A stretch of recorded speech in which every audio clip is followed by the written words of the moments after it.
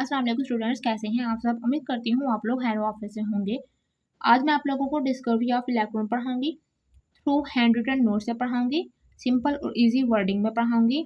ज़्यादा बड़ी बड़ी बड़ी वीडियोस नहीं बनाऊंगी, छोटी छोटी वीडियोस बनाऊंगी ताकि आप लोग ज़्यादा स्ट्रेसफुल ना हो। और आप लोगों से मेरी सिर्फ एक ही रिक्वेस्ट है कि साथ साथ अपने नोट्स बनाते जाएं ताकि आप लोगों के जो है पेपर में आप लोगों को किसी भी किस्म की परेशानी ना हो। तो चलिए स्टार्ट करते हैं डिस्कवरी ऑफ इलेक्ट्रॉन। तो इसका इंट्रोडक्शन है। In 1897 British physicist Joseph John Thomson studied the properties of cathode rays के 1896 में एक ब्रिटिश फिजिस्ट था जिसका नाम था जोसेफ जॉन थॉमसन, जिसको हम लोग जे थॉमसन भी कहते हैं, जिसने कैथोड रेज की प्रॉपर्टीज को स्टडी किया। कैथोड रेज क्या थी, हम लोगों ने भी पीछे जो टॉपिक किया था उसमें कैथोड रेज को उसने इलेक्ट्रॉन का नाम दिया था। ठीक है, तो उसने कैथोड रेज की प्रॉपर्टीज को स्टडी किया था। अब आगे है बहुत ही इम्पोर्टेंट और बहुत ही इंटरेस्टिंग और इंफॉर्मेटिव हेडिंग है डिस्चार्ज ट्यूब। डिस्चार्ज ट्यूब क्या है कि it is a hard glass tube. Discharge tube एक हार्ड ग्लास ट्यूब है जैसे कि ये बनी हुई है। It has two metallic electrodes के डिस्चार्ज ट्यूब में दो मेटेलिक इलेक्ट्रोड्स होते हैं जो कि आप लोग सामने देख सकते हैं। It also contain a vacuum pump to evacuate the gas.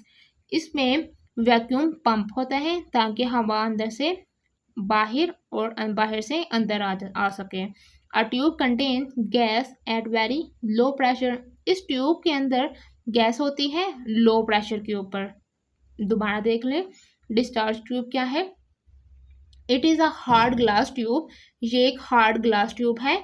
It has two metallic electrodes. इसमें दो मेटेलिक इलेक्ट्रोड्स होते हैं।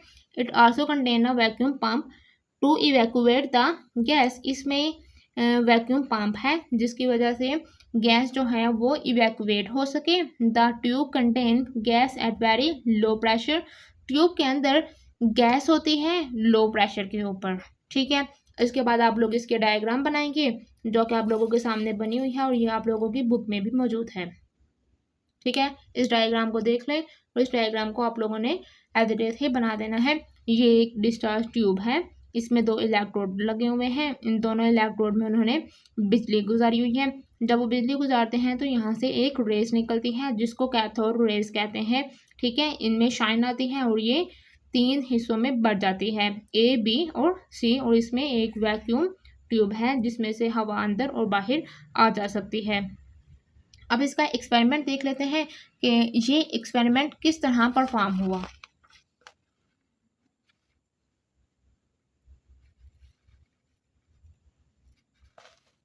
जी, experiment. A very high voltage is applied across the electrode.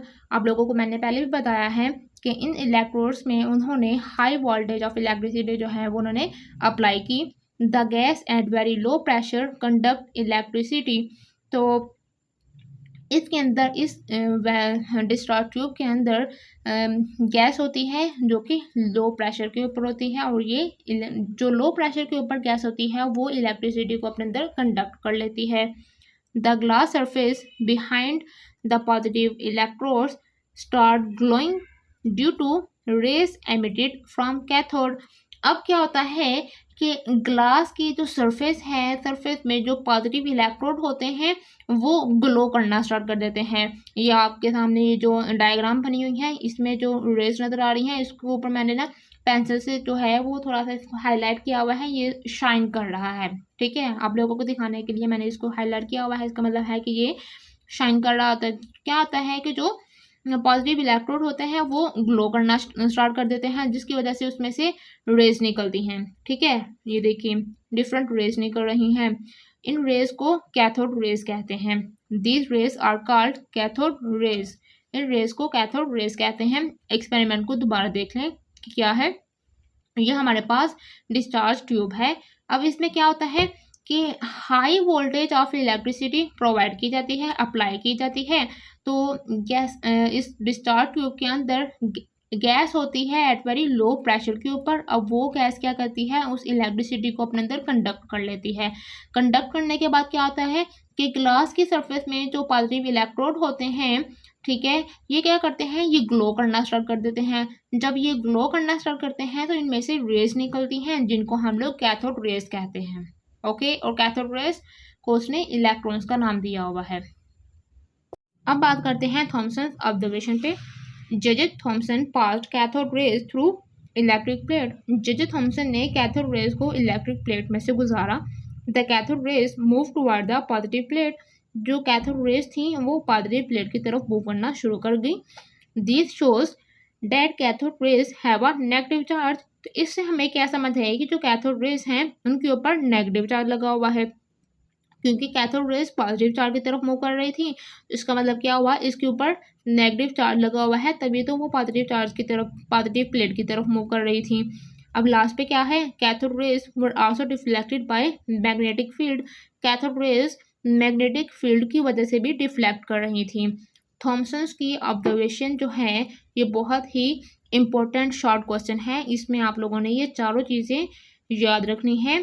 सबसे पहले क्या है, थॉमसन ने कैथोड रेज को इलेक्ट्रिक प्लेट में से गुजारा, ठीक है। कैथोड रेज जो है वो पॉजिटिव प्लेट की तरफ मूव करना शुरू कर गई। इसका मतलब क्या हुआ कि कैथोड रेज के ऊपर नेगेटिव चार्ज लगा हुआ है। इसके अलावा कैथोड रेज मैग्नेटिक फील्ड की वजह से भी डिफ्लेक्ट कर रही थी। थॉमसन्स कंक्लूजन की बात कर लेते हैं कि थॉमसन्स ने अपने जो एक्सपेरिमेंट किया था उसका नतीजा क्या निकाला। Thomson concluded that cathode rays are negatively charged particles. Thomson ने नतीजा निकाला कि जो कैथोड रेज हैं वो पॉजिटिवली चार्ज पार्टिकल हैं। These particles were named as electrons. तो उन पार्टिकल्स को उसने इलेक्ट्रॉन का नाम दे दिया।